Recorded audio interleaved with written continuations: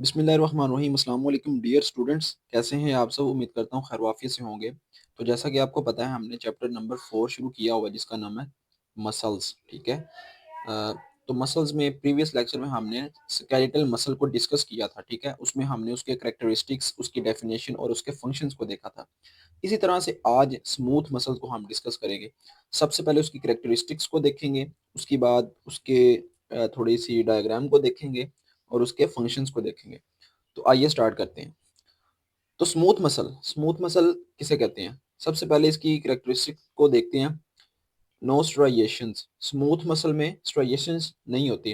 अच्छा, स्ट्राइएशंस किसे कहते हैं? जैसे कि हमने स्केलेटल मसल में भी बात की थी कि उसमें स्ट्राइएशंस होती हैं, तो इसमें नहीं होती। स्ट्राइएशंस बेसिकली कहते हैं जब दो तीन फाइबर, मतलब कि इकट्ठे फाइबर इस तरह पड़े होते हैं तो उन्हें कहते हैं स्ट्राइएशंस।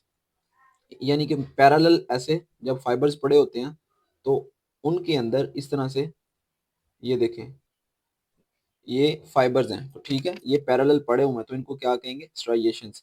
तो इनमें ये चीज़ नहीं होती। ठीक है।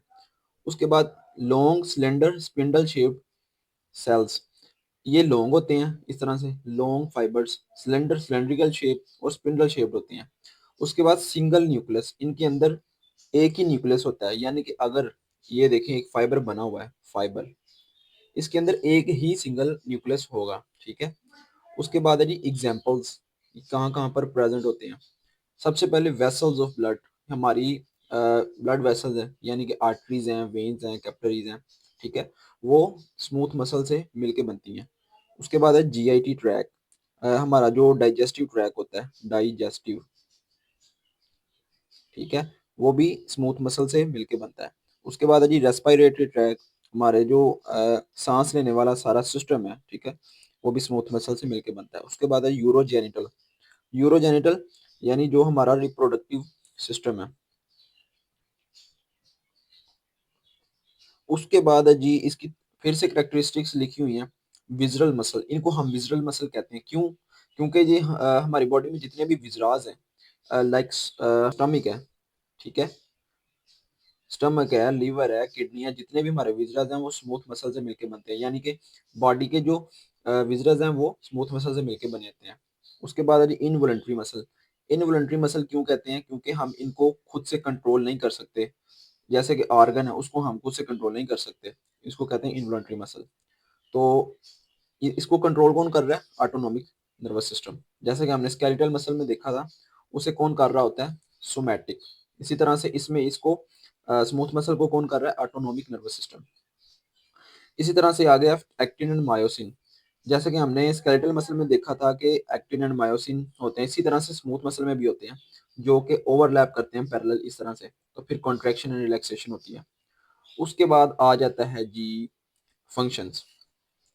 जैसा कि हमने देखा कि ये प्रेजेंट कहाँ पर होता है? ब्लड वेसल्स में। तो इसी तरह से ये क्या करेगा? ब्लड प्रेशर को कंट्रोल करेगा। ठीक है, हमारी बॉडी में जितनी भी आर्टरीज हैं, वेन्स हैं, कैपिलरीज हैं, उनमें जो ब्लड फ्लो हो रहा है, ठीक है, उसको कंट्रोल करता है।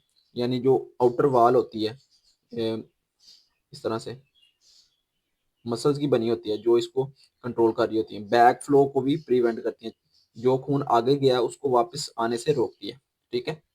उसके बाद एयर फ्लो, हमारा जो सांस लेने का सारा निज़ाम है वो भी स्मूथ मसल के मिलके बना होता है, उसको कंट्रोल कर रहे होते हैं। डाइजेशन, हमारी डाइजेशन, हमने प्रीवियस क्लासेस में पढ़ा था कि जब हम खाना खाते हैं तो माउथ से खाना नीचे जाता है।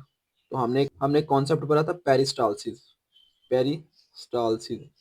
उसमें क्या होता है कि इस तरह से रिंग बन जाती है, हमारा बोलस नीचे की तरफ जाता है। ठीक है, तो ये मसल्स होते हैं स्मूथ मसल्स, उसको नीचे खाने को धकेल रहे होते हैं। ठीक है। उसके बाद है यूट्राइन कॉन्ट्रैक्शन। यूट्राइन कॉन्ट्रैक्शन क्या है? तो जब एक बच्चा पैदा हो रहा होता है तो यूट्रस की जो कॉन्ट्रैक्शन होती है, ठीक है, वो स्मूथ मसल करवा रहे होते हैं।